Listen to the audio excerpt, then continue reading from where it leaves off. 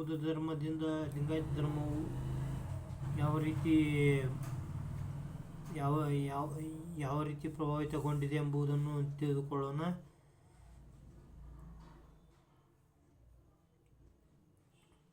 ಬೌದ್ಧ ಧರ್ಮದಲ್ಲಿ ಶೂನ್ಯ ಸಿದ್ಧಾಂತ ಇತ್ತು, ಅಂದರೆ ಏನೂ ಇಲ್ಲದ್ದು. ಆದರೆ ಲಿಂಗಾಯತದಲ್ಲಿ ಶೂನ್ಯ ಸಂಪಾದನೆ ಎಂದಾಯಿತು, ಅಂದರೆ ಎಲ್ಲವನ್ನು ಒಳಗೊಂಡಿರುವುದು, ಅಂದರೆ ದೇವರನ್ನು ಕೂಡ ಒಳಗೊಂಡಿರುವುದು.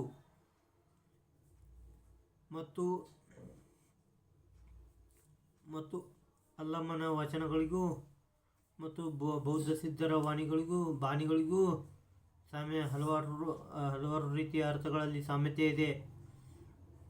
ಈ ರೀತಿ ಬೌದ್ಧ ಧರ್ಮ ಮತ್ತು ಅಷ್ಟಾಂಗ ಮಾರ್ಗಗಳು, ದಶಿಕ ಪದಗಳು ಮತ್ತು ದಶಿಕ ಪದಗಳನ್ನು ಇಂದಿಗೂ ಲಿಂಗಾಯತರು ಪಾಲಿಸುತ್ತಿದ್ದಾರೆ. ಈ ರೀತಿ ಲಿಂಗಾಯತ ಧರ್ಮ ಮತ್ತು ಬೌದ್ಧ ಧರ್ಮಗಳ ನಡುವೆ ಸಿಮಿಲ್ಯಾರಿಟಿ ಅಥವಾ ಸಾಮ್ಯತೆಗಳಿವೆ.